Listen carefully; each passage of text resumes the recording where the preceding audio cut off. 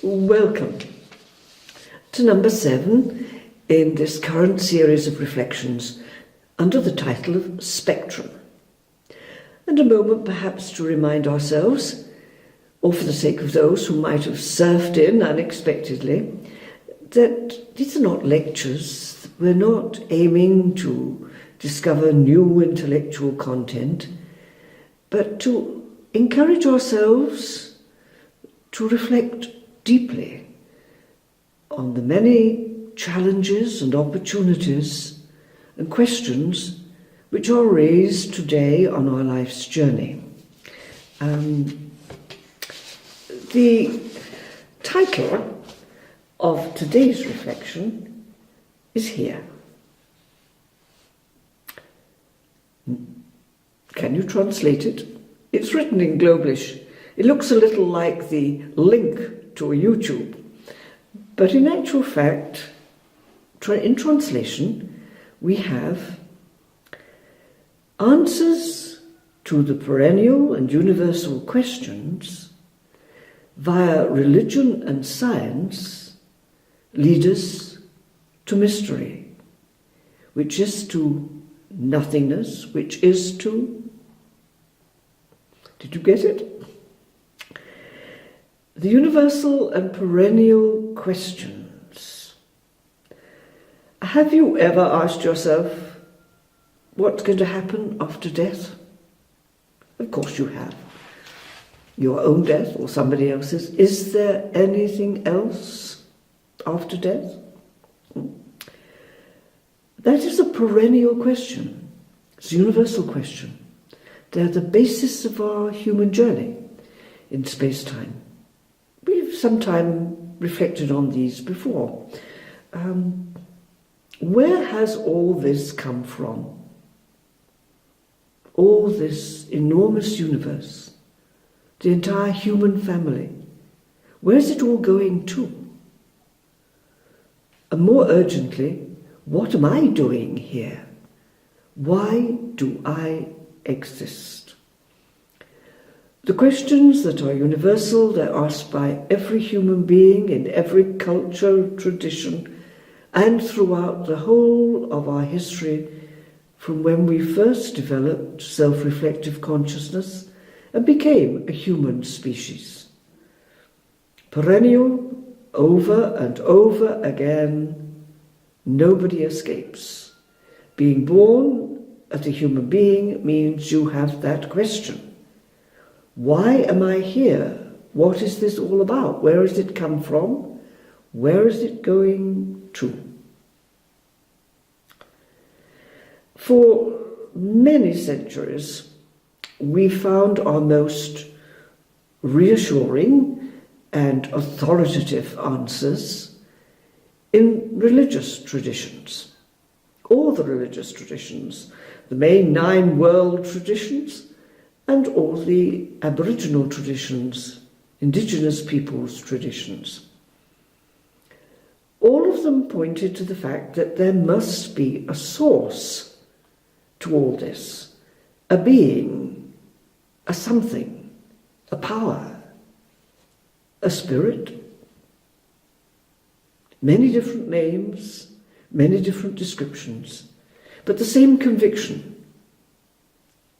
that beyond our understanding of this universe, there was a being that had brought it all into existence. And as I said, and as we know, each of the traditions produced their own images, their favourite images, and developed theologies around this being. One of our earliest statements was, we find in Vedas, is that whatever it is, full stop. Now that was the attitude of religion, basically. There is a something, whatever we call it, however we experience it. And for centuries and centuries, the answers given by different traditions were our most reassuring reassuring answers to that question of where is it coming from? Where is it going to? And why am I here? But during the centuries, of course, the voice of science got stronger and stronger. And basically, science was telling us, well, we cannot accept that there is some being other than the physical realities which we know and can explore and experiment with. There is no other source. There is no non-physical being. There is no God, in the words that we're familiar with. And over the centuries, the voice of science grew stronger, until not so very long ago, we seem to have reached an impasse, where science said, no source, and religion said, yes, of course, there is a source. Now, of course, we've moved further. Because when we strip away all these sophisticated arguments of the theologies and the religious traditions, we find that what religion is saying is, yes, a source. But that source is a mystery to the mind. The human mind cannot grasp the source, cannot understand it. It is beyond the mind. And now, of course, science has had to face the same answer. With all the most magnificent research that's been going on into our universe, there's always the unknown and the unknowable by mind. One of our contemporary scientists, great scientists of our era, Stephen Hawking, who finished his space-time journey fairly recently, in perhaps what I think must have been his last book, unless there's something else to be published after his death, The Grand Design, was telling us that yes, we were almost there. We would have all the information that we needed to prove there was no source beyond the physical reality that we can handle with our minds. But of course, we were not quite there yet. So this is where we still are, into mystery. We need the answers of religion. We need the answers of science. Both are indispensable, but neither are adequate on their own. And where they both lead us to the mystery which says you have to go beyond the mind, beyond the thinking mind, beyond the capacity to understand, to explain, and therefore to control. This has been one of the most difficult things for us to accept. That if we're all this universe and all the universes there may be that we have not discovered are beyond our mind, they are also beyond our control. And you know, as human beings, we do like to control things. Not so much to take responsibility for them, but to control them. And we want to be, as it were, the managing director of the universes, this God who may or may not exist. If there is a source to the universe, it is not us. That's clear. And nobody can prove that there isn't a source. So where are we with all this? The issue of going beyond mind. Can we? If everything we think and feel and reason and taste and remember depends on the activity of the mind, And we might like to look again at this picture. Do you remember the picture of mind we looked at before? You know, all that activity buzzing around our brain makes it possible for us to hear the words that are being spoken, to understand them, to act on them, and to feel the temperature of the room in which you're sitting at this moment, and whether you're hungry or whether you had too much to eat, and to remember your wife or your husband at home. The whole of physical reality comes to us through the activity of that mind. But to reach the ultimate reality, the mystery, we have to go beyond it. But how can we? Well, we can. Because in every century, in every culture, human beings have entered into relationship with that mystery. And so we call them the mystics. That means they had the capacity to do it. They had an ability that didn't depend on mind, an ability to experience. Were they very special human beings? Frankly, yes and no. We all, as human beings, have this capacity for experiencing a non-physical reality, the source of all that is. Not with our minds. A consciousness of the mystical, the spiritual, which we have, the ability to be conscious at that level. We can't control it. We cannot organize it. But we can experience it, all of us. So the answers to those questions: where has it all come from? What is the source? Where did it come from? Where is it going to? And why am I here? These are basic to the life of every human being.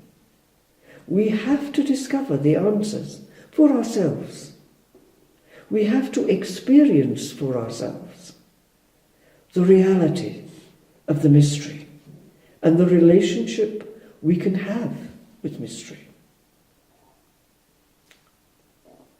It's the only thing that makes sense. Why am I here? To discover this. And as well as the issue of control, we also have the issue of saying, how can we relate with a non-physical mystery? We only know how to relate with physical existence, with people, with animals, with nature. A one-to-one relationship. We know all about that. Well, one of the European mystics, Hildegard of Bingen, put it very simply. Well, she said, when two people relate, you say there's something between them, something that attracts them. Between us and God, there is such an complete fascination, a complete wanting coming to one, that nothing can get in between. And Hildegard said that. Between me and God, there is no between. It's like this magnet. If I put it on a piece of paper, it will fall off. But as soon as this gets near the magnet, it is wand. Between me and God, there is no between. It's a complete wanting, becoming one with. And so, here we are now.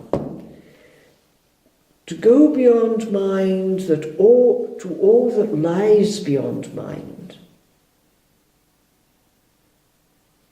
And Irenaeus, who first said that, said it's like closing your eyes in order to see.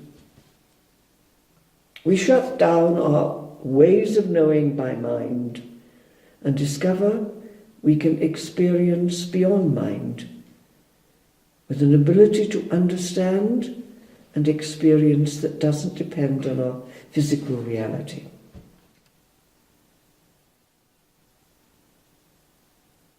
And so there we are, with a very simple question to go.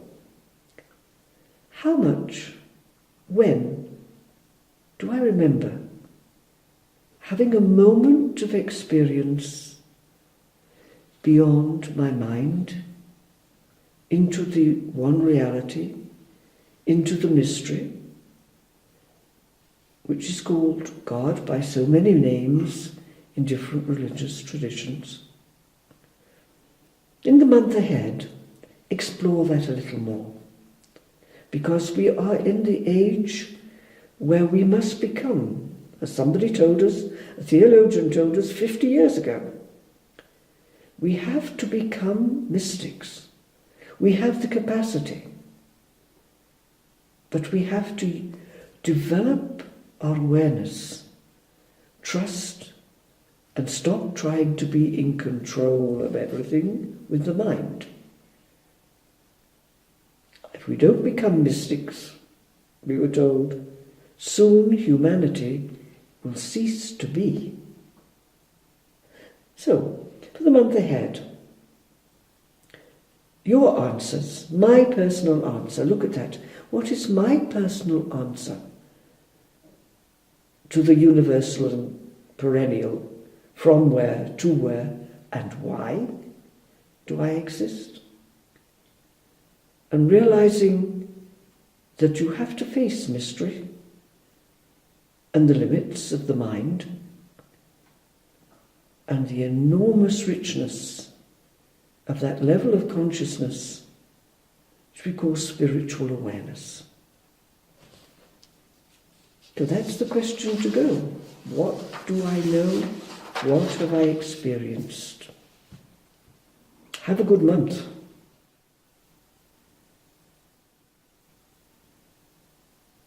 So, a practice for this month. What is the issue that we have? Well, I mentioned it a moment ago. It is wanting to control.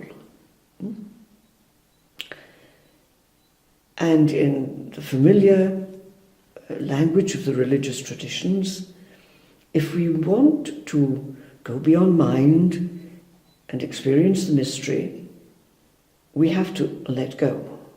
It was called dispossession. Take your hands off, it isn't yours, basically. In the monastic traditions, or the dedicated religious traditions, in all cultures, you had the idea that there must be some dedication to poverty. Well, that wasn't really what was intended. It was dispossession. Do not claim to own anything. Do not claim to use anything, but to own it. And I'd like to introduce you to, in this, if you haven't met it before, one very ancient way of doing this, which fits into the ordinary everyday life that all of us have. Another person who was in training and myself, some years ago, were eagerly going to be taught by a very important Buddhist master. And this was in Bodh Gaya, the place in North India where Gautama the Buddha received his enlightenment, so a very holy and special place. And we were told that the master would give us a lesson early that morning, just the two of us.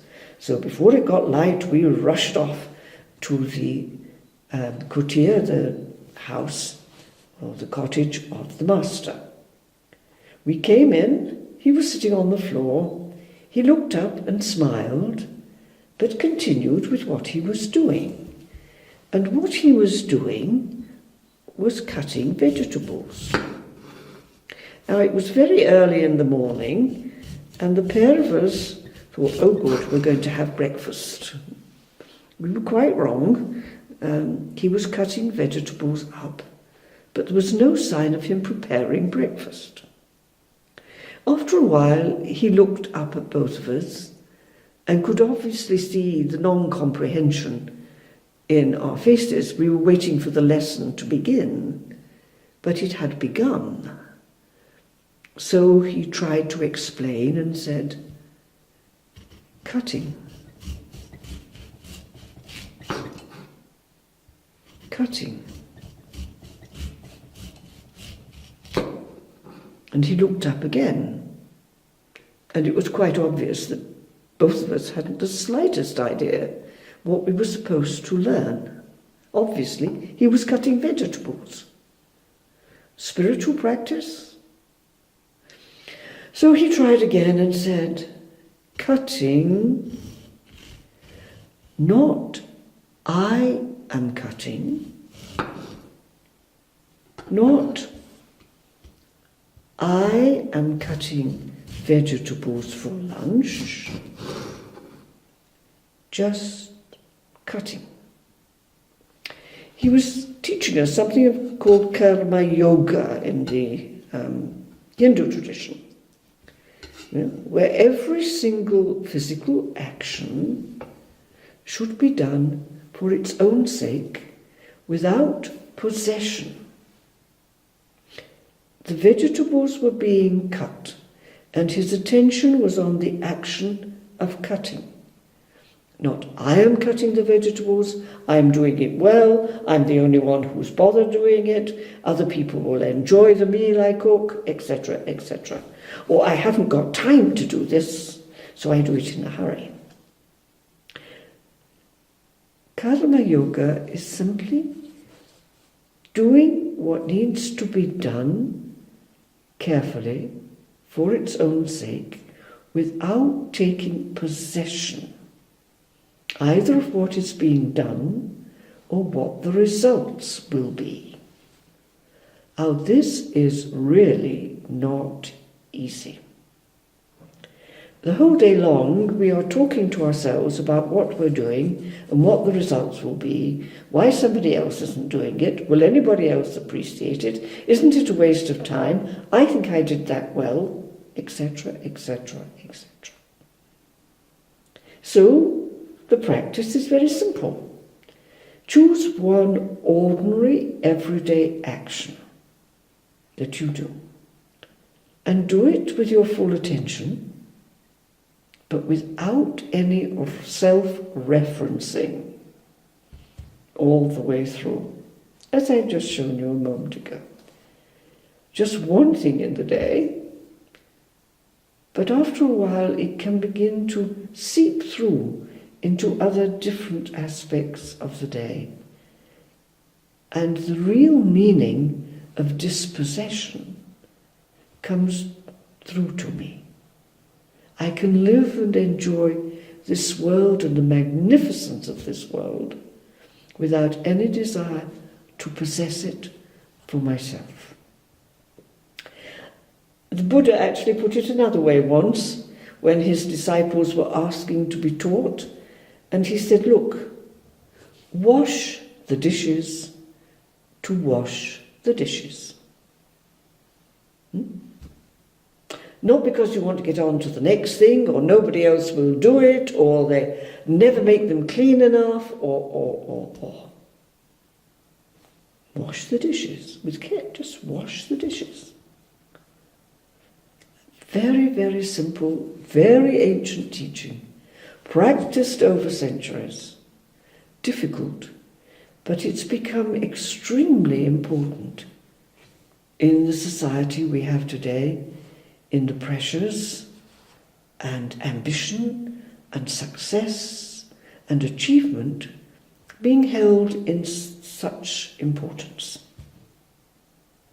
Now, when you go back to the title of this reflection, the answers to the universal questions, your universal question as to why am I here?